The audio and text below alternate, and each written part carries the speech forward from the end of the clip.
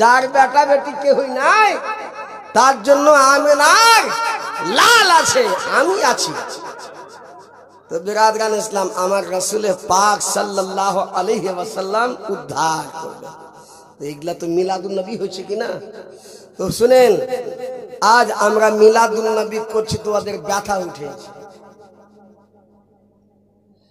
তো শুনেন, এই মিলাদুন নবী খুশি মানাতে স্বয়ং আল্লাহ বলছেন যে তোমরা খুশি মানো।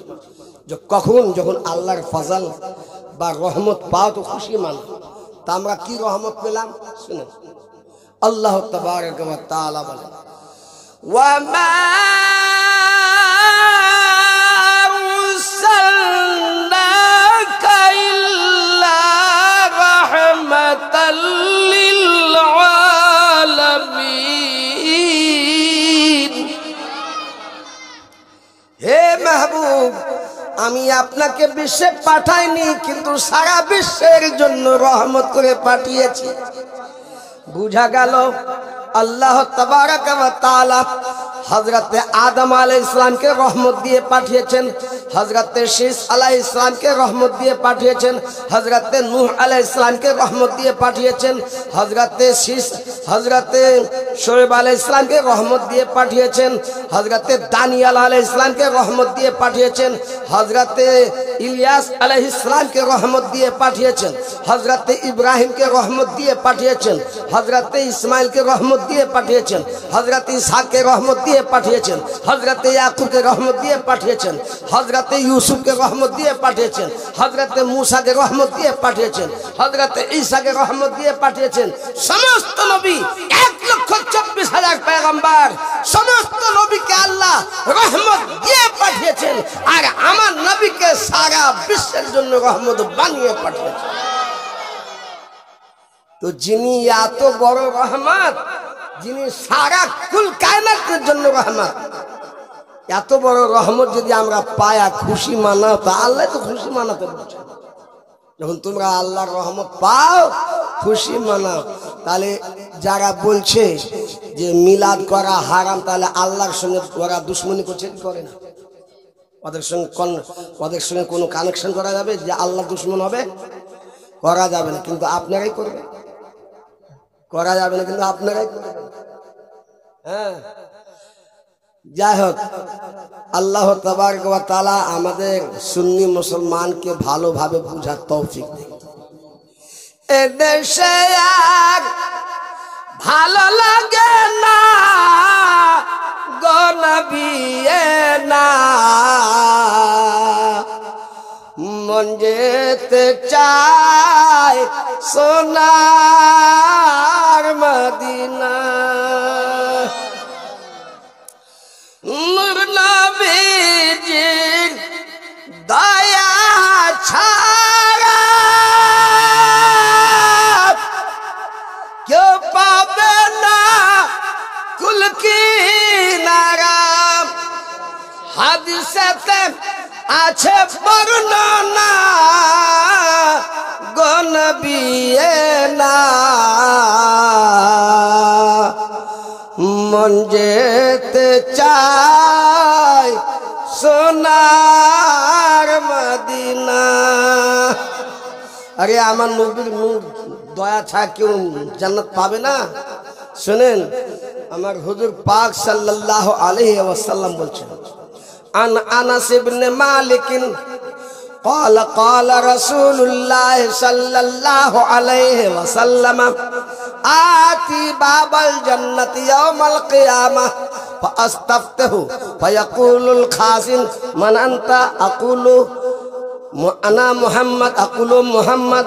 فيقول الخازن يستفتح لك ولا أفتح ولا يستفتح قبلك.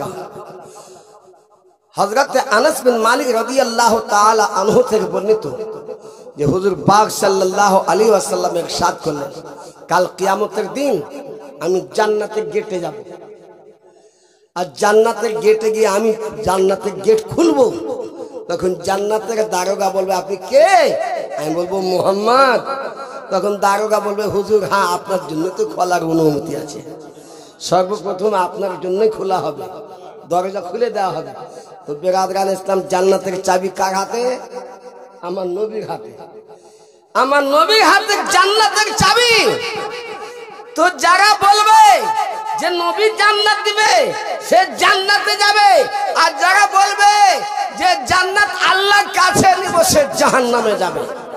কারণ হলো এই, জান্নাত আল্লাহ তাবারক ওয়া তাআলা বানিয়েছেন, বানাবার পরে ওই জান্নাতে লিখে দিয়েছেন লা ইলাহা इल्लल्लाह मुहम्मदुर रसूलुल्लाह, नहीं है कोई माबूद सिवाय अल्लाह के और मोहम्मद अल्लाह के रसूल हैं। तो बिरादरान इस्लाम अल्लाह जन्नत तैरी करलेन, मोहम्मदेर नाम लिखे मोहम्मदेर नामे रेजिस्ट्री करे दिलेन। এই জন্য তো আল্লাহ হযরত বলছেন, কি বলছেন? तुझसे यार जन्नत से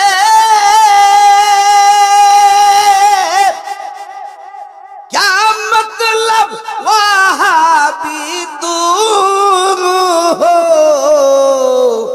हम रसूलुल्लाह के जन्नत रसूलुल्लाह की, जन्नत रसूलुल्लाह की। बिरादरान इस्लाम বলার তো অনেক কিছুই আছে, হ্যাঁ, কিন্তু বক্তা চলে এসেছে। হ্যাঁ, বলবো তো বক্তা তো হাজির হয়ে গেছে। हाँ पढ़ू।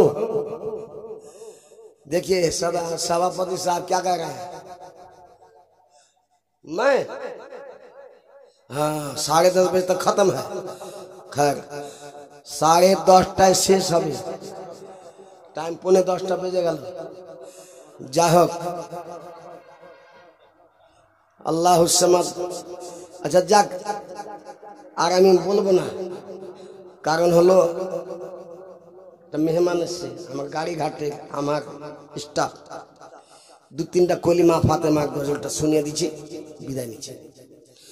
মা ফাতেমার বিদায় কালে হযরত আলী তারে বলে, আমার সালাম দিও বলে, নূর নবীর দরবারে শুনো বিবি কয় তোমারে।